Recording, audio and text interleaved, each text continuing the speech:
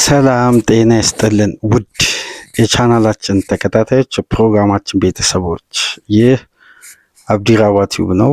ፕሮግራማችንን ላይክ በማድረግ እንድትጀምሩ፣ ላይክ ስታደርጉ የዚህም ፕሮግራም ተደራሽነት ከፍ ያደርጋልና ላይክ እያደረጋችሁ ፕሮግራማችን እንድታደምጡ፣ አዲስ ከሆናችሁ ደግሞ ሰብስክራይብ በማድረግ ለዚህ ቻናል ቤተሰብ እንድትሆኑ፣ እንዲሁም ይህንን ፕሮግራም ከሀገር ውጭ የምታደምጡ የቻናላችን ተከታታዮች የሁሉ ጊዜ ድጋፋችሁን በሱፐር ስቲከር፣ ሱፐር ቻት፣ ሱፐር ታንክስ ድጋፍ እንድታደርጉ በአክብሮት እየጋበዝን በዚህኛው ፕሮግራማችን እንግዲህ ትኩረት የምናደርገው ትናንት ክፍል 1 ፕሮግራም ሰፋ ላለ ደቂቃ በዛሬው ተጠባቂው የእንግሊዝ ፕሪሚየር ሊግ የ19ኛ ሳምንት በዋንጫ ፉክክሩ ላይ በደረጃ ሰንጠረዡ ላይ ቀጥተኛ ተጽዕኖ የሚፈጥረው ትልቁ ተጠባቂው ጨዋታ ምናልባት በዘንድሮ የውድድር ዓመት ካለፉት የሊግ ፊክስቸሮች ውስጥ በጣም ትኩረት ከተሰጣቸው ጨዋታዎች መካከል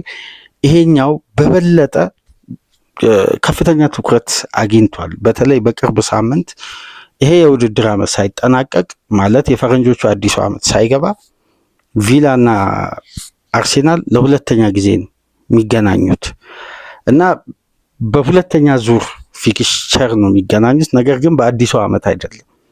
አርሴናል ደግሞ ባለፉት 5 በአዲሱ ዓመት መግቢያ የፈረንጆቹ አዲስ ዓመት መግቢያ ላይ በተደረጉ 5 ጨዋታዎች ውስጥ 4ቱን አሸንፏል። ለመጨረሻ ጊዜ በዚህ ወቅት ያደረገውን ፊክስቸር ሽንፈት ያስተናገደው ከሜዳ ውጪ በኒውካስል በፉላም 2-1 ነበር እና የዛሬውን ጨዋታ የበለጠ ተጠባቂ እንዲሆን ደግሞ ያደረገው የኡናይ ኤምሪ ቪላ ወቅታዊ ጥንካሬ አርሴናልን ከወቅታዊ ብቃት ጋር እያገናኙ እንግዲህ ቪላ በእጅጉ አርሴናልን ይፈትናል በሚል ይሄ ጨዋታ ትኩረቱን አንዳንድ ጉዳዮች ደግሞ ከጨዋታው ይዘት በተለይ ኡናይ ኤምሪ ቀድሞ አሰልጣኝ መሆናቸው አርሴናል አርቴታ የተሰጠውን ጊዜ፣ የተሰጠውን በጀት፣ የተሰጠውን የፎይታ ጊዜ ጭምር ኡናይ ኤምሪ አላገኙ የሚሉ የአርሴናል የቀድሞ ተቺዎች አሉ። እንደነ ቴሪ ሄነሪ አይነት ታክቲካሊ ጄኒዩን ነው፣ ከአርቴታ በደንብ ሞቢላይዝድ የሆነ ቡድን መገንባት ይችላል በማለት እንግዲህ ለኡናይ ኤምሪ የሚሰጡት ክሬዲት በጣም ከፍ ይላል። ሁሌም በአርሴናል ዙሪያ የሚሰጡት አስተያየትና ልክ ገና አርሴናል አንድ ጨዋታ አቻ ወይ ሲወጣ ወይ ሲሸነፍ በቃ የቴሪ ሄነሪ ትችት በቀጥታ ታርጌት የሚያደርገው የሌሎችን ክለቦችን ጉዳይ ያነሱ ከአርሴናል ጋር ማነጻጸር ነው። ያ እንግዲህ ተገቢ አለመሆኑን ከዚህ በፊት ስናነሳ ነበር። ምክንያቱም እንደ አርቴታ ቡድን መገንባት እንጂ እንደ ሄነሪ በያዙበት ቡድን ውስጥ በተጫዋችነት ዘመን ያላቸው ስም እንጂ በአሰልጣኝነት ዘመን እንኳን እዚህ ግባ የሚባል ጥሩም ሪከርድም ታሪክም የላቸውም። አርቴታ እንግዲህ ከየት ላይ አርሴናልን አንስቶ ትረስ ዘ ፕሮሰስ በሚለው ፍልስፍና እዚህ እንዳበቃ ይታወቃል። ስለዚህ ይህን ጨዋታ ተጠባቂነቱን ከሜዳ ውጭ ያሉ ጉዳዮች የበለጠ የጋዜጠኞች የሚዲያው አስተያየት የዚህን ጨዋታ ትኩረት ጫናውን ወደ 2 በኩል አድርጎ ነው። ስለቱ እንግዲህ አርሴናል ከተሸነፈ ወደ አርሴናል ለመቁረጥ፣ ቪላ ከተሸነፈ ሪከርዱን አያይዘው ጉዞውን ጥንካሬውን አያይዘው ወደዚህ ለመቁረጥ እንግዲህ ወደ 2ቱም በኩል ስለት ያለው ከፍተኛ ትኩረት ያገኘ እንዲሁም አንዳንድ ጉዳዮች ምናልባት ሚዲያው ላይ አስተያየት ሲሰጥ ያላደመጠ ሚዲያው ላይ ሲነገር ያልሰማ ነው ወይም ሚዲያ ላይ ትኩረት ተሰጥቶበት አንዳንድ ነጥቦች ሲነሱ ያላስተዋል ነው። አንድ ጉዳይ አለ። የዛሬው የዕለቱ ዳኛ ዳረን ኢንግላንድ ናቸው። ይሄን ጉዳይ እስቲ ትኩረት አድርጉ ጨዋታው ላይ እና ይሄን እንደ መነሻነት ላንሳላችሁ። ዳረን ኢንግላንድ ናቸው የዛሬው የአርሴናልና ቪላን ጨዋታ የሚዳኙት እና እስቲ ዳረን ኢንግላንድ ከአርሴናል ጋር ያለው ሪከርድ ከቪላ ጋር ያለውን ሪከርድ ገብታችሁ ጎግል አድርጋችሁ አንዳንድ ጉዳዮችን ተመልከቱ። ይሄን ለመነሻነት ጥቆማ ላንሳና በምሽቱ ጨዋታ አወዛጋቢ ጉዳይ ከተነሳ እንግዲህ ኮሜንት ላይ የዳረን ኢንግላንድን ስም ሜንሽን ማድረጋችሁ እንዳትረሱ። ጥቆማ ልስጣችሁ፣ የዛሬው ዳኛ ዳርን ኢንግላንድ ናቸው። ይሄ ውሳኔ እንግዲህ በኤፍኤ ተወስኖ ነው። ይሄ ዳኛ ልክ በቶትናምና አርሴናል ጨዋታ ማርቲን ኦሊቨር እንዲዳኙ እንደተመረጠው ሁሉ ዳርን ኢንግላንድ የዛሬውን ጨዋታ እንዲዳኙ ተመርጠዋል። እሺ ዋነኛ ትኩረታችን እንግዲህ ይሄን ጨዋታ የበለጠ ክብደቱን ከፍ ያደረገው የአስቶን ቪላ ምርጥ መሆን ብቻ አይደለም። የወቅታዊ የሚካኤል አርቴታ አርሴናል እያሳየ ያለው የማሸነፊያ መንገድ በደጋፊውም በእግር ኳሱም ቤተሰብ ዘንድ በተለይ በአለፉት 2 ጨዋታዎች የበለጠ ዶሚኔት እያደረገ ግን ግቦችን በራሱ ተጫዋቾች የማስቆጠሩ ጉዳይ፣ ይሄ ስለ ክፍት የሆነ እንቅስቃሴ እስከ ፋይናል ሰርድ ድረስ ያለው ትራንዚሽን፣ እነዚህ ጉዳዮች ናቸው። ነገር ግን የኡናይ ኤምሪ ደግሞ አስቶን ቪላ በዛሬው ጨዋታ በጣም ማጣት የሌለበትን 2 ትላልቅ ተጫዋቾችን አጥቷል። ማቲ ካሽ እና ቡካዮ ካማራ ሁለቱም ሲስተማቲካሊ አርሴናል ምን ያክል ይሄ ሶስተኛ የሜዳ ክፍል ወይም ኦፖዚሽን ሃፍ የሚባል የተጋጣሚ መጫወቻ ክልል ላይ የሁለቱ ተጫዋቾች ሚና አንድ የሚያመሳስለው ከኳስ ጋር ያለ የቪላ መስርቶ ኳስን የመጀመር ቪላ ሲከላከል ወደ ቀኙ የሜዳ ክፍል ቡካዮ ካማራ አዘን ብሎ የሚከላከልበት። ስለዚህ ሁለቱም ተጫዋቾች የቪላ የቀኝ የሜዳ ክፍል፣ በተቃራኒው ደግሞ የአርሴናል የግራ የሜዳ ክፍል ላይ 2 ወሳኝ ተጫዋቾችን አጥቷል። ሁለቱም በዲፌንሲቭ አክሽንም በአታኪንግም የተዋጣላቸው ስለ ሚድ ብሎክ እና ሎ ብሎክ ይሄ ወደኋላ በጣም አፈግፍጎ የሚከላከልና የአማካይ ክፍሉን አጥብቆ የሚከላከል ቡድን ባህሪን ቪላ በተለዋዋጭ ታክቲክ ሲከተል የሁለቱ ቀጥተኛ አስተዋጽኦ የበለጠ ለቪላ ባላንስ ሲስተም በጣም ወሳኝና አስፈላጊ ናቸው። እነዚህም ፖዚሽኖች እንግዲህ ኤክስፕሎት አድርጎ የሚካኤል አርቴታ አርሴናል ዶሚኔት ማድረግ እዚህ ኤሪያ ላይ እንደሚገባ ደግሞ የምናነሳበት ታክቲካዊ ጉዳዮች አሉ።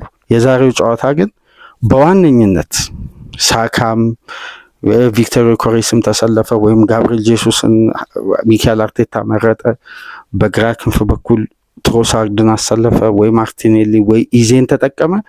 ይሄ ጨዋታ ግን ትልቁ ኃላፊነት ካለፉት 18 ጨዋታዎች በላይ የደክላን ራይስ ኃላፊነት ነው። ምክንያቱም የግራውንድ 8 ቁጥር ዛሬ ጁሪየን ቲምበር ብቁ ሆኖ ለዚህ ጨዋታ ሌት ፊትነስ ቴስቱ የሚያልፍ ከሆነ እንግዲህ ደክላን ራይስ ወደ አማካይ ስፍራ ይመለሳል።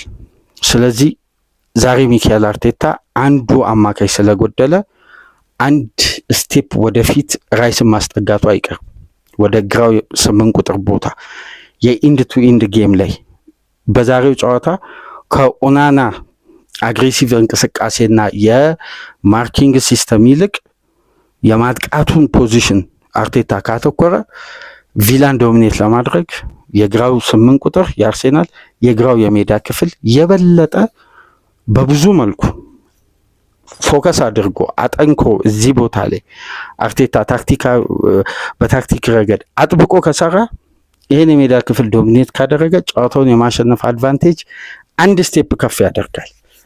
ይህን የምንልበትንም ጉዳዮች እናነሳለን። ሌላኛው ነጥብ እንግዲህ በአስቶን ቪላ በኩል የሚደረጉ ሽግሽጎች ደግሞ ይሄ የወትሮውን ባህሪ ወይም በቼልሲ ጨዋታ ያየነውን ጥንካሬ ለመድገም አንዳንድ ታክቲካዊ ባላንሶች በድጋሚ የሆነ ታርመው ተሰልተው እንዲቀርቡ ይደረጋል። ነገር ግን አንድ ያላተኮር ነው ትልቁ ነጥብ ሁለቱም ክለቦች የተጫወቱት ቅዳሜ ነው። ቪላ ከ75 ሰዓት በኋላ፣ አርሴናል ይሄን ጨዋታ የሚጫወተው ከ78 ሰዓት በኋላ ነው። የ3 ሰዓት ልዩነት አለ በሁለቱ ክለቦች መካከል የሪከቨሪ ሰዓት ማለት ነው። ያ ብዙም ትልቅ ልዩነት የለውም። ግን ሁለቱም እንግዲህ ኦልሞስት 3 ቀን ከተወሰኑ ሰዓታት ነው ሪከቨር ጊዜ ያላቸው።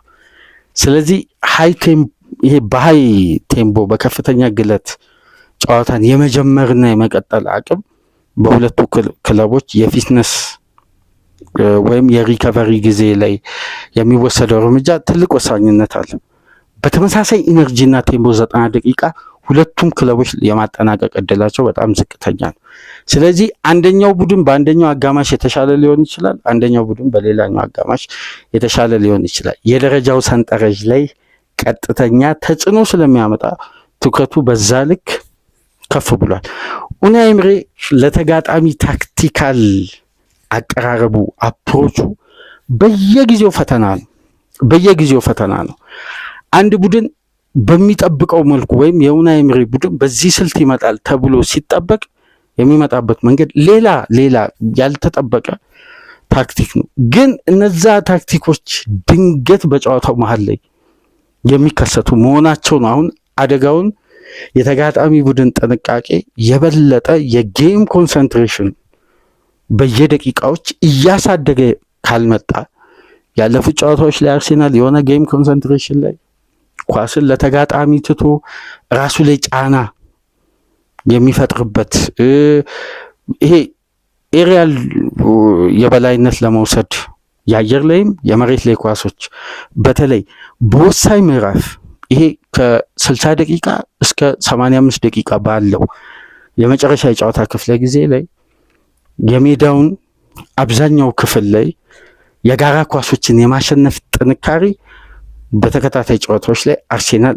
የተወሰነ መውረዶችን እያሳየ ነው። እነዚህ ጉዳዮች በበለጠ በተለይ ተጨማሪ ኢነርጂዎችን ፍሬሽ እግሮችን እያስገባ ይሄን ኢነርጂ ማስቀጠልና ኢንጌም ማኔጅመንቱ በተጀመረበት ባላንስ መቀጠል እንዳለበት የሚጠቁም በተቃራኒ ያለው ክለብ የቪላ ይሄ በመሃል ተርን ጨዋታውን የሚያደርግበትን ሲስተም ለመቋቋም ተመሳሳይ ሂደት ይዞ ለመቀጠል የተጫዋች ለውጥ ራሱ ከቤንች ላይ የሚነሱ ተጫዋቾች ቪላ ላይ ጫና እየፈጠሩ የቪላን ታክቲካዊ ልዩነት ይሄ ጨዋታው ላይ ቀይሮ ኤምሬ ጨዋታን የሚያሸንፍበትን ስልት ማለት በሜዳ ላይ ተግባራዊ እንዳያደርግ ቤንች ላይ የሚነሱ ተጫዋቾች ሁላ ከፍተኛ ልዩነት ማምጣት ያለባቸው በጌም ማኔጅመንት የሚጠናቀቅ ጨዋታ ነው።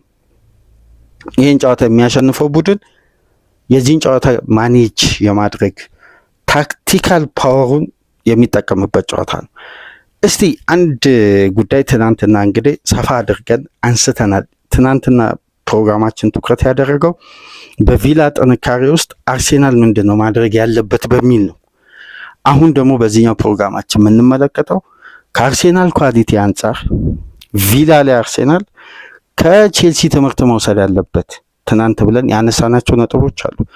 ዛሬ ደግሞ አርሴናል እዚህ የሜዳ ክፍል ላይ በሁለትና በሶስት ኳሊቲዎች የተሻለ መሆኑን አንስተን ቪላ ደግሞ ይህን ቦታ ለማሸነፍ አሁን በቂ ጥይት አለመኖሩ ምናልባት ሚካኤል አርቴታ እነዚህን ኤሪያዎች ላይ በዛሬው የምሽቱ ጨዋታ ላይ የሚፈጥረው ልዩነት ከቆሙ ኳሶች፣ ኦንጎል ከሚቆጠሩ ኳሶች፣ በተጋጣሚ ስህተት የሚገኙ እድሎች ይልቅ ክፍት የሆነ እንቅስቃሴ ላይ ጫና ፈጥሮ ማስቆጠር የሚችልበት በተለይ በፊት መስመር ተጫዋቾች ከኋላ መስመር ከአማካይ ሰፈር ተጫዋቾች ይልቅ የፊት መስመር ተጫዋቾች የበለጠ ኃላፊነት ወስደው ማስቆጠር የሚችሉበት ትልቅ የታክቲክ አማራጭና የሜዳ ውስጥ እንቅስቃሴ የሚፈጥር አንዳንድ ታክቲካል ጉዳዮችን እስቲ እንመልከት።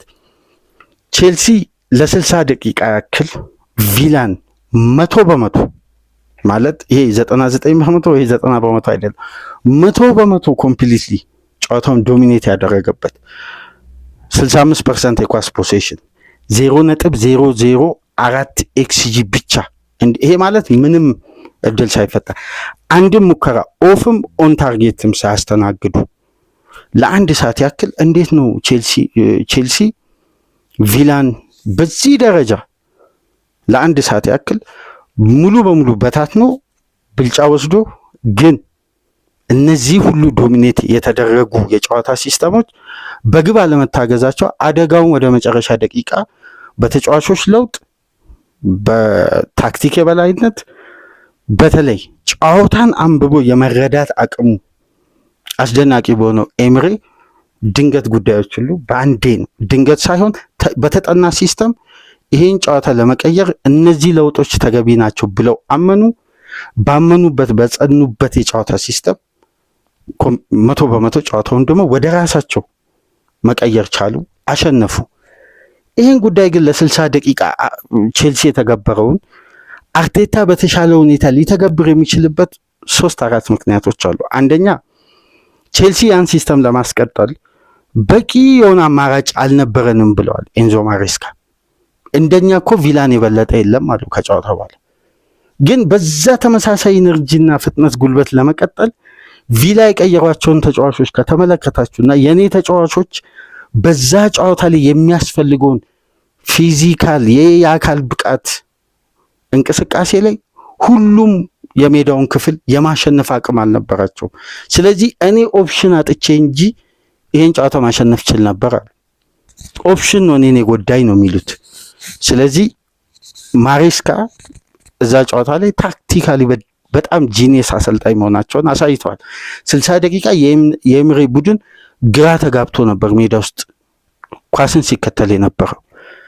ያን ጉዳይ ለማስቀጠል እንግዲህ አስገዳጅ ለውጦች አሉ። ከኩኩሬያ ጀምሮ የፓልመር የፊትነስ ጉዳይ አሳሳቢ ስለሆነ 90 ደቂቃ የመጨረስ አቅም ስለሌለው እነዚህን ተጫዋቾች ለቃቅሞ ቀይሮ አወጡ። አደጋው ተፈጠረ። አደጋውን ለመቋቋም የሚያስችል ደግሞ ፊዚካሊ ብቁ የሆኑ ተጫዋቾች ስላልነበሩ ቪላ በሁሉም ረገድ ነው የበለጠው። አንዳንዴ የጨዋታ ታክቲክ ይሄ ግምታዊ ለውጦች የሉም። እግር ኳስ በተለይ ዘመናዊ እግር ኳስ ላይ ኤጌሌን ቀይሬ ባስገባ ጨዋታዬን ይቀይርልኛል ተብሎ የሚቀይር ለውጥ የለም። ኤጌሌ ገብቶ ጨዋታውን ይቀይራል የሚል እምነት ካልሆነ በቀር አንዳንዴ ኤጌሌን ለምን አላስገባም እንላለን። ኤጌሌ ለምን አልገባም ወደዚህ ጨዋታ? ይህ ተጫዋች ቢገባ እኮ ይህን ጨዋታ ይቀይራል። ነገር ግን እዛ ጨዋታ ላይ ያለውን ሙሉ የጨዋታው ቅርጽን ያማከለ ተጫዋችን ነው። ፊዚካሊም፣ ሜንታሊም፣ ታክቲካሊም ቴክኒካሊም አንድ ተጫዋች ብቁ ነው ብሎ አሰልጣኝ ሲያምን ነው ሜዳ ላይ ቀይሮ የሚያስገባው። ስለዚህ በእነዚህ አይነት የጨዋታ ለውጦች ላይ ኤምሬ ሱፐር ዳይናሚክ እያሉት ነው። አሁን በጣም ከፍ አድርገው እያሞካሹት ነው የሚገኙ። ይሄን ግን እንዴት ነው ኤምሬ በአንዴ ይሄን የቼልሲን ያጫወት ስልት መበታተን የቻለውና በየራሳቸው ፖዚሽን ላይ በየራሳቸው ቦታ በተመደቡበት ፉልባኩም አማካዩም ሁሉም እዛ ቦታ ላይ ፒን ሆኖ ተገድቦ እንዲቀመጥ ያስቻለውን የጨዋታ ስትራክቸር እንዴት ተጠቀመ? የሚካኤል አርቴታ ቡድን 3-4 ኦፕሽን አለው። ከቼልሲ የተሻለ 60 ደቂቃ ቼልሲ የበለጠው አርሴናል 90 ደቂቃ በልጦ መቆየት የሚችልበት ደግሞ የራሱ የሆነ አማራጭ አለው። አንደኛው ጉዳይ ተቀይሮ በሚገቡ ተጫዋቾች የኤምሬ ቡድን የሲስተም ለውጥ ካመጣ አርሴናል በተሻለ ኳሊቲ ደግሞ እነዛን ተጫዋቾች በበለጠ ቪላ የሚፈጥረውን ኦቨርሎድ ይሄ ጫናን የመፍጠር አቅሙን መቋቋም የሚችላል ፊዚካሊም ታክቲካሊም ቴክኒካሊም ብቁ ስኳድ አለ። ምናልባት የካሊፊዮሪ መግባት እርግጠኛ ለመሆን ያስቸግራል። እንግዲህ የመጨረሻ ትሬኒንጉን አልሰራም፣ 50-50 ነው። በዚህ ጨዋታ ይገባል አይገባም። ቲምበርም በተመሳሳይ ሁለቱ ፉልባኮች ከገቡ አርሴናል ፊዚካሊ ብቁ የሚሆንበት የራሱ የሆነ የጌም ስቴት ይዞ መቅረብ ይችላል። ምክንያቱም ተቀያሪ ተጫዋቾች አማራጮች በቪላ በኩልም ተቀይረውም ሆነ ሜዳ ውስጥም በሚፈጥሩት ልዩነት መጀመሪያ መግቢያ ላይ ስለ ሪከቨሪ ቀናት ያነሳሁት ከቪላ የተሻለ የአርሴናል ኦፕሽኖች ሰፊ ስለሆኑ በሪከቨሪ ምክንያት መዛል፣ መድከም፣ ሜዳ ውስጥ ቴምቦ መውረድ ቢስተዋል እንኳን አርሴናል የተሻለ አማራጭ አለው። አንደኛው ይሄ ነው። ሁለተኛው ደግሞ ታክቲካሊ በቦታው ላይ አርሴናል አንድ ምስል እስካሁን ድረስ ይሄ በአርሴናል ኮንሲስተንስ ይሄ በወጥነት ውጤትን ሲያሳካ የምንመለከተው ጉዳይ አለ። አማካይ ክፍል ላይ የትኛውም ቡድን ከፍተኛ ጫና ይፍጠር አርሴናል በአማካይ ክፍል ላይ አይበለጥም። ቢበለጥ እንኳን አርቴታ አንድ ታክቲክ እየተገበረ በደንብ ይሄ ታክቲካሊ አርቴታን ከፍ ማለት ነው የበለጠ አስደናቂ እየሆነ መምጣቱ ያስተዋልንበት የቅርብ ሳምንት እንቅስቃሴ አለ። ምንም እንኳን ዙቢመንዲ ነፃነት ቢያጣም ይሄ በነፃነት ማጣት ውስጥ የሚደረግ የተጨናነቀ ፕሮግሬሲቭ ፓስ አይሞክርም፣ አያደርግም። ለምን ከተቋረጠ ያ ፓስ የአርሴናል ሙሉ የተከላካይ ክፍል ነው የሚጋለጠው እና ይሄ የቪላ ሚድ ብሎክ ለመቋቋም በመጀመሪያ ደረጃ የቅርብ ሳምንት የዙቢመንዲ አጫጭር ፓሶች በብዛት ፕሮግረስ የማያደርጉ ነገር ግን በአግባቡ በአጭር ቅብብል የሚሻገሩ፣ ምክንያቱም ኦዲጋርድ ካለ አጭር ቅብብል በበቂ ሁኔታ ወደ ሶስተኛ የሜዳ ክፍል ይሄዳል። እነዚህ አንዱ አማራጭ ናቸው። ምክንያቱም ቼልሲ በብዛት ካስተዋላችሁ በፕሪሚየር ሊጉ እንኳን በላይን ብሬኪንግ ፓስ ይሄ በመስመሮች መሀል የሚደረጉ ሰንጣቂ ኳሶችን እንደ ቼልሲ የሚሞክር ቡድን የለም። ይሄ ደግሞ ሶስተኛ የሜዳ ክፍል ላይ ወይም ሚድ ሰርድ ላይ ተጋጣሚ በሃይ ፕረስ የሚጫወት ከሆነ ይሄንን ኳስ ኢንተርሰፕት አደረገ ማለት ቼልሲ በቀላሉ አንዱ የቼልሲ ተጫዋች ለተጋጣሚ ሁለት ተጫዋች ይጋለጣል። አሁን አርቴታ እነዚህ አይነት ሪስክ ፓሶችን ቀንሷል ባለፉት ጨዋታዎች። ለዛ ከሆነ የአርሴናል ጨዋታ አንደኛ 45 ላይ አሪፍ ነው፣ ሁለተኛ 45 ላይ እንደ መጀመሪያ አይሆንም የሚባለው ለዚህ ነው። ለምን ፕሮግሬሲቭ የፓስ ሲኩዌንሱ በጣም ቀንሷል። ይሄ ደግሞ የሆነው ታክቲካሊ ነው። ተከላካይ ክፍሉ ላይ የተፈጠረው የጉዳት ጫና በደንብ ከቨር ስለሚያስፈልግ ሁለቱ ፉልባኮች በእያንዳንዱ ጨዋታ ብቁ አለመሆናቸው የተፈጠረው ጫና ከአማካዩ ድጋፍ ስለሚፈልግ እንደነዚህ አይነት በነፃነት ውስጥ የተሞሉ ፓሶች ቁጥር እንዲቀንሱ ይደረጋል። ምክንያቱም በመልሶ ማጥቃት ሲጋለጥ በተደራጀ ሁኔታ ለመከላከል በቂ አስተማማኝ አራት ተከላካይ ስለሌለ በባህሪ ማለት ቡድኑ የሚያምንበት እነዚህ ጉዳዮች አሁን ጥሩ ባላንስ ይፈጥራሉ ከጥንቃቄ አንጻር ማለት ነው። ሶስተኛው ጉዳይ እንግዲህ ኦዲጋርድ መኖሩ ነው። ኦዲጋርድ ከኢዜ በእንዲህ አይነት ጨዋታዎች ላይ ስፔስ በሌለባቸው ጨዋታዎች ውስጥ ላይ የኦዲጋርድ አንደኛ ስሩ ፓስ ይሄ የሚሰነጥቃቸው ኳሶች አስደናቂ ፓስ እንመለከታለን በኦዲጋርድ በኩል። የበለጠ ደግሞ ኦዲጋርድ ሲኖር ሳካ ተደጋጋሚ ወደ ቦክስ ለመግባት በጣም ሰርቪስ ያገኛል። አሁን ትልቁ የዛሬው ጨዋታ ወሳኝ ጉዳይ አባካይ መሆን ዋጋ ያስከፍላል። በተለይ በአርሴናል በኩል ዊንገሮች ለአጥቂው በቂ ሰርቪስ አድርሰው አጥቂው ካላስቆጠረ ዛሬ እንደውም ካይ ሃቨርት በስብስብ ውስጥ ይካተታል እየተባለ ነው። የመጨረሻውን ትሬኒንግ 100% በሙሉ ፊትነስ አጠናቋል። ጄሱስ አለ፣ ይሄ ማች ሪትሙ የመጣ ተጫዋች። ስለዚህ በአማራጭ እንኳን እነዛ የሚባክኑ ኳሶችን በአጥቂ በኩል ከባከኑ ነው እንግዲህ አጥቂ አያባክንም፣ ጎሌ ሲሬስ እንደሆነ ይታወቃል። ነገር ግን በቂ ለዚህ አጥቂ ሰርቪስ ቀርቦ እንኳን አርሴናል ባያስቆጥር በአማራጭ ማስቆጠር ይችላል። ሌላኛው ጉዳይ ትሮሳርድ ደግሞ ገዳይ ነው። ስለዚህ ኃላፊነት ወስዶ የፊት መስመር ተጫዋቾች እየደጋገሙ ስተው አንድ ግብ ከማስቆጠር እንግዲህ የብራይተኑንና የክሪስታል ፓላሱን የወልቭሱን የኤቨርተኑን ኤክሲጂ ብትመለከቱ 9.26 ነው አርሴናል ክሬት ያደረገው ኤክሲጂ። የተቆጠረው ግን አንድ ነው በአርሴናል ተጫዋች። ይሄ ቀይ መስመር ነው፣ በጣም ትልቅ ቀይ መስመር ነው።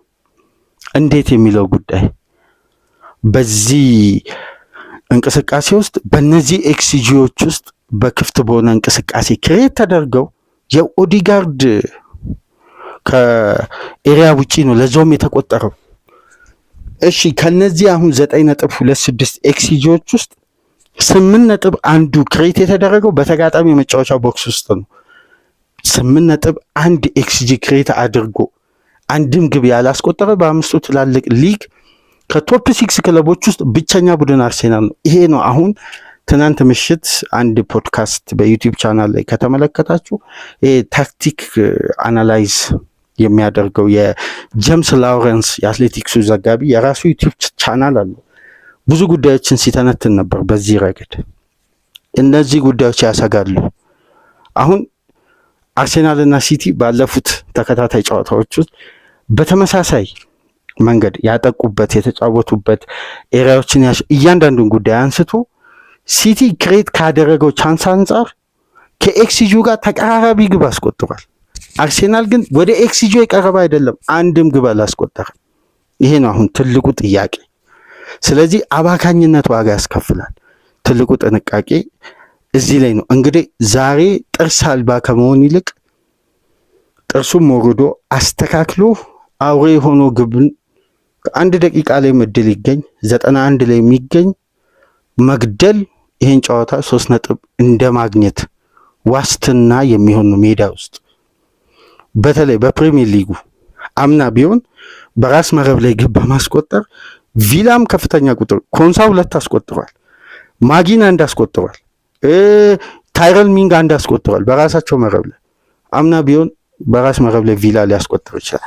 በዘንድሮ ግን ኦንጎል ካላስተናገዱ ቡድኖች ተርታ ውስጥ አንደኛው ቪላ ነው። ስለዚህ ኦርጋናይዝድ በሆነ ቡድን ላይ የሚወሰደው ኃላፊነት ጥንቃቄ የተሞላው መሆን እንዳለበትም አንደኛ የጣውቶ ሲስተም። እስቲ ወደ ትልቁ ታክቲካዊ ጉዳይ እንግባ። የቪላ ኮምፓክት ቦክስና ስትራቴጂው ሲስተም የኡናይ ኤምሪ ቡድን በጨዋታ የምርጥ 11 ልክ ጨዋታው ሲጀምር የሚያሳዩን 4-2-3-1 ነው ወይም 4-4-2 ነው። ግን ባጫወት በቀጥታ ቪላ ለማጥቃት ተጋጣሚ የመጫወቻ ክልል ላይ አደጋ ለመፍጠር ሲያስብ የመጀመሪያው ሲስተም የሚሆነው 4 ሆነው 4ቱ ተከላካዮች በጣም በሎው ብሎክ ቆመው፣ እንደውም ትናንትና አንዳንድ ምስሎችን ሳሳያችሁ ነበር። 2-3 ተጫዋቾች ተጋጣሚ የራሳቸው ቦክስ ውስጥ ሆነው ቢልዳፕ ይመራሉ። በፕሪሚየር ሊጉ በጣም ጥብቁ ሎው ብሎክ፣ በጣም ወደ ራስ ሜዳ ማፈግፈግ፣ ይሄን መስበር በራሱ ከባድ ነው። ከዛም በኋላ 2 ከፊት መስመር ተጫዋቾች አሉ፣ እንደገና 2 አሉ፣ 2 ከፊት አሉ። ቦክስ ሲስተም ማለት ነው። ይሄ የሚሆነው በአማካዩ ስፍራ ላይ አሁን ዛሬ ቴለመስና ኦናናና ማጊን ከነሱ አንድ ስቴፕ ወደፊት ቴለመስና ሞርጋን ሮጀርስ ከነሱ አንድ ስቴፕ ወደፊት ደግሞ ቡንዲያ ወይም ሳንቾ ከዎትኪንስ ጋር ነው። በዚህ አሰላለፍ ነው የሚገቡት። ቦጋርድ ቀኝ ፉልባክ ነው የሚሆነው ካሽን ተክቶ። በዚህ እንቅስቃሴ የቪላ ማጥቃት ብንመለከት እነዚህ የተደረደሩ 6 የቦክስ ተጫዋቾች የተጋጣሚን የአማካይ ክፍል በማጥበብ አማካይ ክፍሉ እርዳታና ተጨማሪ ኃይል እንደሚያስፈልገው ሜዳ ውስጥ ያለው እንቅስቃሴ በፖሴሽን ስለሚነግር የተጋጣሚ 2 ፉልባኮች ወደ አማካይ ክፍል እያጠበቡ ይመጣሉ። በዛም ወቅት 2ቱን ኮሊደር ኢያን ማትሰንና ማቲካሽ ከቨር ያደርጋሉ ማለት ነው። አርሴናል ላይ የተቆጠረው የካሽ ግብ በዚህ ሲስተም የመጣ ነው። ትናንት ባሳየኋችሁ ምስል ላይ ኢያን ማትሰን በ4 ተከታታይ ጨዋታ 5 ኢላማውን የጠበቀ ሙከራ ያደረገው በዚህ ሲስተም ነው። ስለዚህ አማካዩ ላይ ኦቨርሎድ በመፍጠር ዊንጉን በመጠቀም ነው የሚያጠቁት። አንደኛው ሲስተም ይሄ ነው። ሁለተኛው ደግሞ 4-2-4 የአንቶኒዮ ኮንቴ ቼልሲ።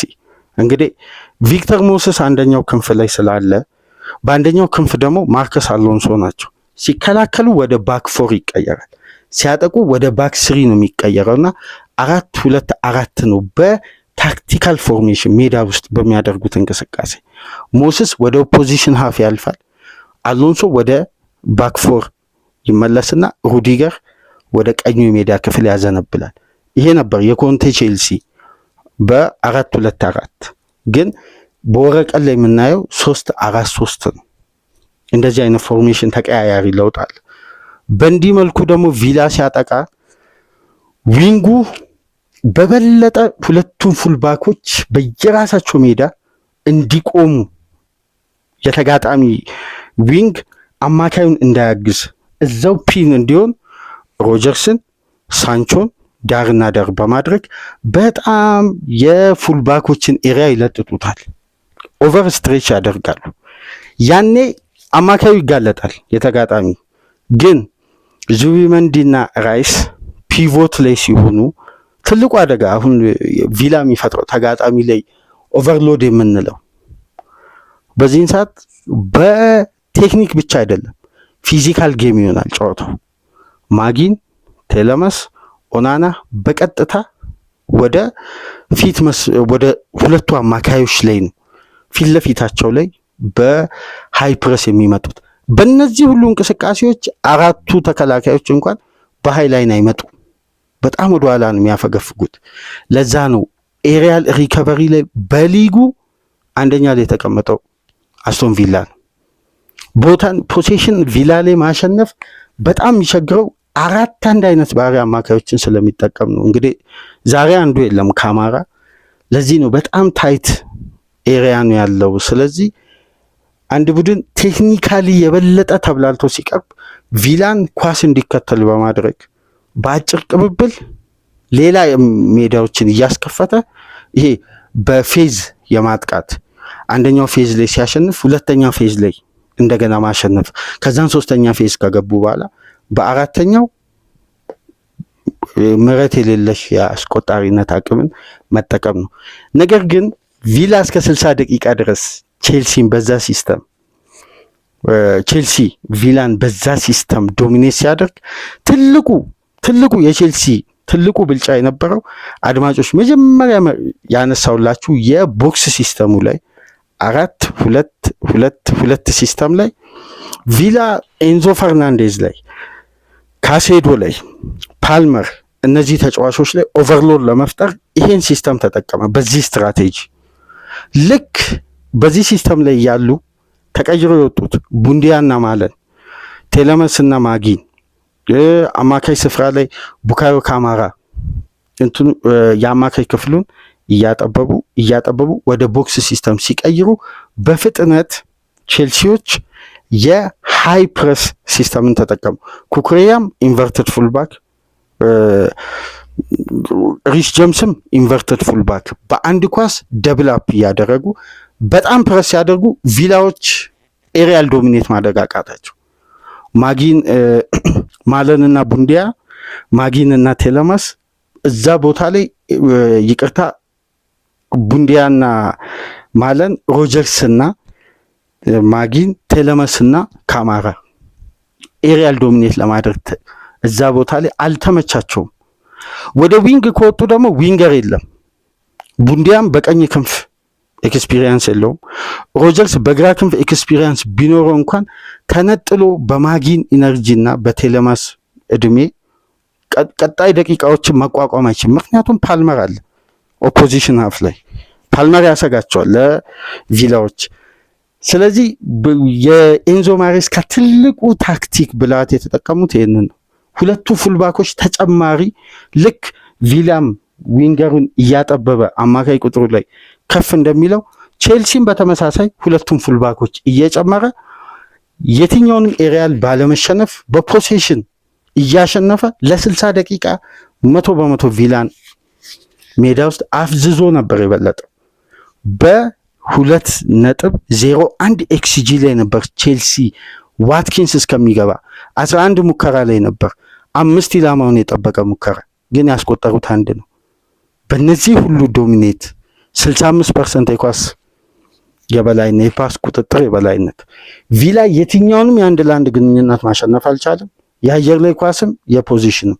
ስለዚህ ቪላዎች የተጠቀሙት የዋትኪንስ ለውጥ የሳንቾና ዮናና ለውጥ ትልቅ ታክቲካዊ ይሄ ምስሉን የጨዋታ ምስል ባንዴ የቀየረ ነው። ግን ትልቁን የታክቲካዊ ምስል ቀየረ ስንል በቀጥታ ኦናና ከገባ በኋላ አማካይ ክፍሉ ላይ ተነጠለ ብቻውን እንዲቆም።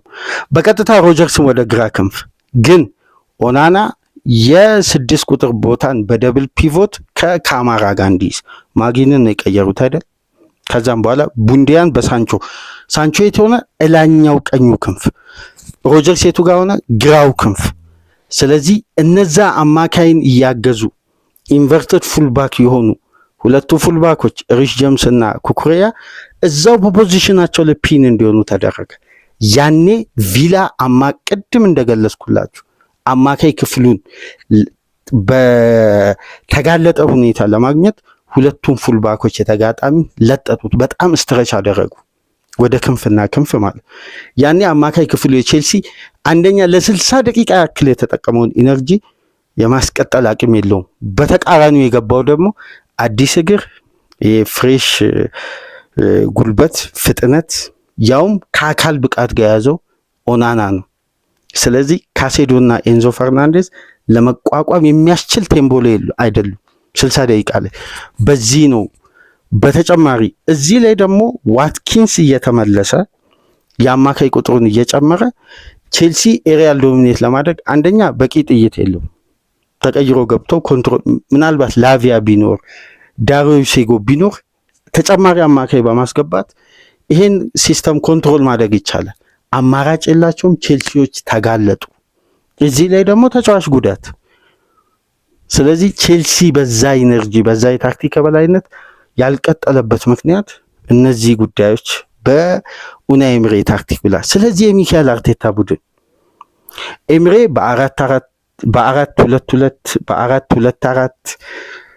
በ4-4-2 ሎው ብሎክ እየተቀያየረ ለማጥቃትም ለመከላከልም በሚጥረው እንቅስቃሴ ውስጥ ትልቁ የዛሬው አድቫንቴጅ ቅድም መግቢያ ላይ ያነሳው የአርሴናል ግራው የሜዳ ክፍል የቪላ በዚህ ጨዋታ የሚዳከመው የቀኙ የሜዳ ክፍል ካማራና ካሽ የሌሉበት ራይስ ዛሬ ነው ፔኔትሬሽኑም አግሬሲቭነቱም ፖዚሽን የማሸነፉም በፕሪሚየር ሊጉ ከሚገኙ አማካዮች ውስጥ ከተመለከታችሁ አንድ ቁጥር ሳይ ነበር። በፕሪሚየር ሊጉ ከሚገኙ አማካዮች ውስጥ 933 ኮምፕሊትድ ፓስ ያለው ብቸኛ አማካይ ራይስ ነው።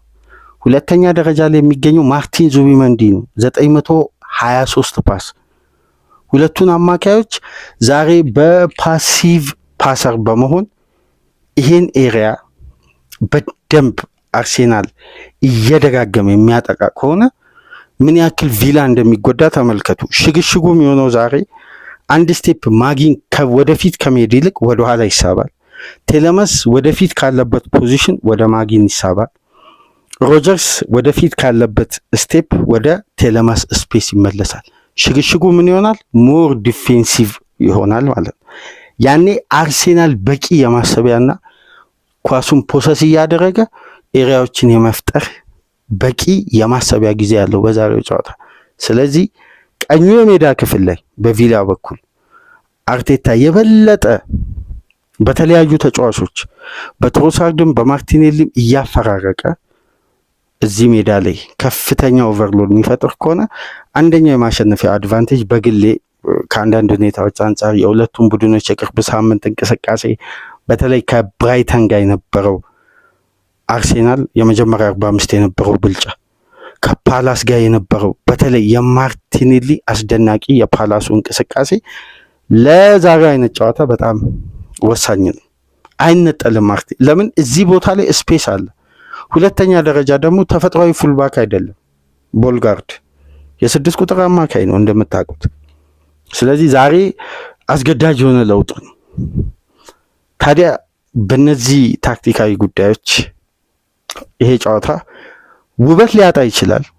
የበለጠ ደግሞ ከጠበቅነው በላይ በሙከራም የታጀበ ጨዋታ ሊሆን ይችላል። ግን ሁለቱ ክለቦች በተመሳሳይ ኤነርጂን ጨዋታ ያጠናቅቁ። የሪከቨሪ ቀናቸው በጣም አነስተኛ መሆኑን ተከትሎ አርሴናል ጉዳት እየተደራረበበት ነው። ጥንቃቄ ይፈልጋል። ፊትነስ ሌቭላቸውን ለቀጣይ ጨዋታም እያስተካከለ ነው አርቴታ በኢንጌም ማኔጅመንት እየሄደ ያለው፣ ያውም አንዳንድ ጨዋታዎች ላይ ሪስክ እየወሰደ። በተቃራኒው የበቀል ስሜት አለ። እንግዲህ የባየር ሙኒኩ አይነት የኤሜሬትስ ፓሽን ካለ እንግዲህ ይሄ በደጋፊው በኩል ከፍተኛ ቲፎ አይነት ይሄ እንደ ዩሮፒያን ናይት አይነት ድጋፍ አርሴናል ታጅቦ እዚህ ጨዋታ ላይ ሳይኮሎጂካሊ ቪላ ላይ ጫና የመፍጠር አንደኛ ሂደት እንግዲህ 12ኛ ተጫዋቹ ደጋፊው ነው የሚሆነው። በእንዲህ አይነት ጨዋታ ደጋፊ የሚያንቀላፋበት ጨዋታ አይደለም። አንዳንድ ጨዋታዎች ላይ እናስተውላለን። ጨዋታው ላይ አርሴናል ውጤትም እያስፈለገው ወደ 89-90 ደቂቃ ላይ የሜዳው አንዳንድ ወንበሮች ባዶ ይሆናሉ እና ይሄ ጨዋታ ከየትኛውም ጊዜ በላይ የተጠበቀበት ምክንያት በወቅቱ የፕሪሚየር ሊግ ሰንጠረዥ ላይ ትልቅ ልዩነት የሚያመጣ ነው። ስለዚህ የሚካኤል አርቴታ አርሴናል የዛሬውን ፈተና በ3 ነጥብ የሚሻገር ከሆነ በዋንጫ ፉክክሩ ላይ እንግዲህ ረጅም ጊዜ ቢኖረው ስለ ዋንጫ ብዙ የሚነገርበት ሰዓት ላይ ባይሆንም ግን የዋንጫውን ምስል የሚያሳይ ጨዋታ ነው። አንድ ቡድን ከዚህ በፊት ስናነሳ ነበር የመጀመሪያውን ጨዋታ ቅድመ ጨዋታ ግምገማ ታስታውሳላችሁ? ቪላ ፓርክ ላይ 3 ነጥብ ማግኘት ለአንድ ቡድን በዋንጫ ፉክክሩ ላይ ያለውን አይደንቲቲ የሚያሳይ ነው። በተቃራኒው በሜዳው ደግሞ የሚያሸንፍበት መንገድ የበለጠ ማረጋገጫ ነው ስንል ነበር። ስለዚህ በመጀመሪያው ጨዋታ ሁለቱ ተፈጥሯዊ ሴንተር ባኮች በሌሉበት የአርሴናል ፊትነስ በራይስ በኩል አስተማማኝ ሳይሆን ከ70 ደቂቃ በኋላ በሚታይ ደረጃ ራይስ ሙሉ ጤናማ አለመሆኑን እያስተዋለን ነው የተሸነፈው አርሴናል እና በዛሬው ጨዋታ እስቲ የሚካኤል አርቴታ አርሴናል የበለጠ ከጎደሉ ይልቅ የተሟላው ስብስብን ነው የሚያገኙ። ምናልባት የቲምበርና የካሊፊዮሪ ጉዳይ ነው እስካሁን ያልተረጋገጠው። ታዲያ በዚህ ጨዋታ አርቴታ በሚፈጥረው ታክቲካሊ ጄኑን የመሆን አቅም ይህን ጨዋታ በ3 ነጥብ ይወጣል ወይስ በኡናይ ኤምሪ የታክቲክ ብልሃት በሌላ ዳይሬክሽን ይህን ጨዋታ ነጥብ ይጥል ይሁን ይሸነፍ ይሁን እስቲ ምሽት ላይ የምናየው ነው የሚሆነው። እናንተ ሀሳብ አስተያየታችሁን፣ ውጤቱን ምን አይነት የዛሬው ጨዋታ ስሜት አለው? በተለይ ቪላን ለመበቀል አርሴናል ዝግጁ ነው? በተለይ ከቪላ ወቅታዊ ሁኔታ ቪላስ ለ12 ተከታታይ ጨዋታ ድል ያደርጋል። ለ9ኛ የፕሪሚየር ሊግ ሳምንት ተከታታይ ድል አድርጎ ይቀጥላል በኤሚሬትስ። ኡናይ ኤምሪ በአርሴናል ኃላፊዎች ዘንድ ሳይታመንባቸው ፕሮጀክታቸው ከግብ ሳይደርስ የተነሱ አሰልጣኝ ናቸው። ቁጭት አለ ሁሌ ከአርሴናል ጋር ሲገናኙ የምንመለከተው ሁሌም ኡናይ ኤምሪ ቁጭት አለ። ትልቁ ጉዳይ ግን በዘመናዊ እግር ኳስ ውስጥ ጉፔስኮ የምትባለዋ መንደር ባስክ የምትገኝ ሳን ሰባስቲያን የምትገኘው መንደር በጣም ለዘመናዊ እግር ኳስ ትልቅ ግብአት እየሆነች ነው። ትልቅ ኡናይ ኤምሪን ተመልከቱ፣ ሚካኤል አርቴታን፣ አንዶኒ ያሮላን፣ ዣቪ አሎንሶን፣ ጁኒየር ሎፔቴጊን፣ የአሁኑ የሶሲዳዱን አሰልጣኝ እነዚህ ሁሉ ያፈራች መንደር ናት እና እነ ኡናይ ኤምሪም ሚካኤል አርቴታም አንዶኒ ያሮላም አሎንሶም አንድ መንደር ላይ ያደጉት ማለት አንድ ላይ አይደለም፣ አንድ መንደር ላይ። ኡናይ ኤምሪ 56 ዓመታቸው ነው፣ ከአርቴታ ከፍ ይላሉና አርቴታና ዣቪ አሎንሶ ናቸው አብረው በጋራ ያደጉት እና የሚካኤል አርቴታና የኡናይ ኤምሪ ግንኙነት ሰርኪቱ የሚጀምረው ከዛ ከጉፔስኮ አንድ መንደር የመፍለቃቸው ጉዳይ ነው። አርቴታ ደግሞ በቀጣይ ተከታታይ ጨዋታ የሚያገኘው እዛው የመንደሩን አብሮ ያደጉትን ሌላኛውን አሰልጣኝ አንዶኒ ያሮላን ነው። ቀጣይ ቅዳሜ በቫይታሊቲ ስቴዲየም የሚገጥመው።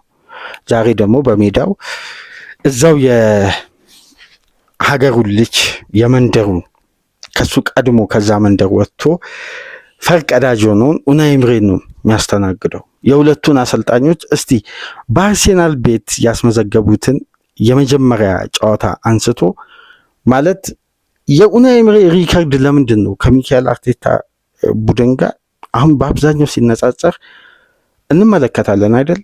ኡናይ ኤምሪ በመጀመሪያ እነዚህ አይነት ጨዋታዎች ይሄን ያክል ድል አስመዝግቧል፣ ግን አርቴታ ይሄን ያክል ድል አላስመዘገበም። አንዳንድ የሆኑ ጥያቄዎች አሉ በሁለቱ መካከል። በተለይ የቀድሞ የአርሴናል ተጫዋቾች የሚያነሱት ሀሳብ አንዳንዴ የአርሴናል ደጋፊዎች ጭምር የነዛን ሀሳብ ተጋርተው ሲያንሸራሸሩ ሲመለከት በጣም ነው የሚገርመኝ። አሁን ቶኒ አደምስ የሚሰጠው አስተያየት ማርኪኒዮል ሲጫወት እንኳን እግር ኳስ ተጫዋች መሆኑ የሚያስገርም ተጫዋች አርቴታን የሚተችበት መንገድ እኔ እነ ማርቲኒዮል ተጫዋች መሆናቸው ራሱ የሚገርም ነው። አሁን በቴሌግራፍ ገጹ ላይ አርቴታ በኦዲጋርድ አምበልነት መቼም ዋንጫ አያነሳም ብሎ ደምድሞ ይተነትናል። አሁን አንድ የአምበልነት ሚና በዋንጫ ጉዞ ላይ የሚያደርገው ተጽዕኖ በዘመናዊ እግር ኳስ እኮ የዛ የወኔና የዚህ የስሜታዊነት የግለት ምናምን የሚባለው ሲስተምን ትቷል። ዘመናዊ እግር ኳስ ስፔስ ማሸነፍ ነው። ስፔስ ነው ትኩረቱ፣ ቴክኒክ ነው። ሜዳ ውስጥ የተገኙ ትናንሽ ስፔሶች እየተጠቀመ ማስቆጠር ነው። ዘመናዊ እግር ኳስ ስፔስ ያሸነፈ ቡድን 3 ነጥብ ይዞ ይወጣል። ምክንያቱም ከስፔስ ማሸነፍ በኋላ ያለው ሂደት በጣም በተብላሉ በተቀናጁ ውጤታማ ተጫዋቾች ስለሚጠናቀቅ አያሰጋም። ስፔሱን ማግኘት ነው የሚያሰጋው። እና ገና እነሱ ያሉት 2000ዎቹ ላይ ገና ከ2000 እስከ 2010 ያለው ያ በአምበልነት አንድ ቡድን ሊደርሺፕ ምናምን የሚባለው አስተሳሰብ ውስጥ ናቸውና አርቴታን ሲተቹ ይገርመኛል። ቴሪ ሄንሪ፣ ቶኒ አደምስም ማርኪኒዮልም እና ለኡናይ ኤምሪ ያላቸው ጥሩ ቦታ ነው ከሚካኤል አርቴታ የበለጠ። ሶስቱም አንድ አይነት አስተያየት ነው የሚሰጡትና ኤምሬና አርቴታ እስቲ የነበራቸው አርሴናል ቤት የመጀመሪያ 50 ጨዋታ እንመልከት። ኤምሬ 25 ጨዋታ ሲያሸንፍ አርቴታ 21 ጨዋታ ነው ያሸነፈው። ኤምሬ 13 ጨዋታዎችን አቻ ሲወጣ አርቴታ 12 ጨዋታዎችን አቻ ወጥቷል። ኤምሬ 12 ሲሸነፍ አርቴታ 17 ጨዋታ ተሸንፏል። ኤምሬ 91 ግብ ሲያስቆጥር አርቴታ 72 ግብ ነው ያስቆጠረው። የአርቴታ ቡድን ማለት ነው። ጎል የተቆጠረበት የኡናይ ኤምሪ ቡድን 68 ግብ ተቆጥሮበታል። የአርቴታ ቡድን 56 ግብ ነው የተቆጠረበት። በአጠቃላይ ከነ ብሎኩ የተደረገው ሙከራ በኡናይ ኤምሪ ቡድን 620 ሙከራ ሲደረግ በአርቴታ ቡድን ደግሞ 556 ሙከራዎችን ሞክሯል። በኡናይ ኤምሪ ቡድን ላይ ደግሞ የተሞከረው የኳስ ቁጥር 700 ነበር። በአርቴታ ቡድን ላይ ደግሞ 610። በ50 ጨዋታ የሰበሰቡት ነጥብ የኡናይ ኤምሪ ቡድን 88 ነጥብ ሲሰበስብ የአርቴታ ቡድን ደግሞ 75 ነጥብ መሰብሰብ ይችላል። በዚህ ረገድ ከመዘንን ኡናይ ኤምሪ የተሻለ ነው። ግን ፕሮጀክትና ምስል ቀጣይነት ያለው የቡድን ግንባታ በነ ሊችስታይነር በነ ሙስጣፊ በነ ማቲያስ ጉንዱዚ የአርሴናልን ፊውቸር ማሰብ ከባድ ነው በጊዜው። ለዛ ነው አርቴታ ትረስ ዘ ፕሮሰስ ብሎ ከስር ጀምሮ ስር ነቀል ለውጥ አድርጎ የዛሬውን አርሴናል የገነባው። ስለዚህ በአርቴታ ላይ ያለው እምነት ነው ከፍ ማለት ያለበት በኡናይ ኤምሪ በወቅቱ በነበረው ቡድን ይልቅ። የአሁኑ ቪላማ አስደናቂ ምንም ለጥያቄ የሚቀርብ አይደለም። የአሁኑን ኤምሪ አይደለም እያልኩ ያለሁት ያለፈውን የአርሴናሉን ኡናይ ኤምሪና እስቲ የዛሬውን የምሽቱን ጨዋታ በበለጠ በሁለት ፕሮግራም ረጃጅም ደቂቃዎችን ያስኳቸው። እንግዲህ በርካታ ሀሳቦች ስላሉ እንግዲህ ሰብሰብ አድርገን በሁለት ክፍል በእንዲህ መልኩ ተመለከትን። ኤምሪ ወይስ አርቴታ ዛሬ ድል ቀናቸው ይሁን? ምሽት 5 ሰዓት ከሩብ ነው የጨዋታው የሚጀምረው። ከዛን ሰዓት አንስቶ እንግዲህ በመላው ዓለም አይኖች ሁሉ ወደ ለንደን ኤሚሬትስ ትኩረታቸውን ያደርጋሉ። እስቲ ላይክ እያደረጋችሁ ይህን ፕሮግራም ተደራሽነታችንን ከፍ አድርጉ። አዲስ ከሆናችሁ ሳብስክራይብ በማድረግ ቤተሰብ ሁሉ የደቦል ምልክቷን ተጫኑ። ከሀገር ውጭ የምታደምጡ ደግሞ ድጋፋችሁ ያስፈልገናል። በሱፐር ስቲከር፣ በሱፐር ቻት፣ በሱፐር ታንክስ ድጋፍ አድርጉ። በቼልሲና በቦርንማውዝ መካከል በኤንዞ ማሬስካ እና አንዶኒ አሮላ መካከል የሚደረገውን ጨዋታ ደግሞ ቅድመ ጨዋታ ግምገማ ይዘላችሁ እንመጣለን። ሰላም ቆዩ።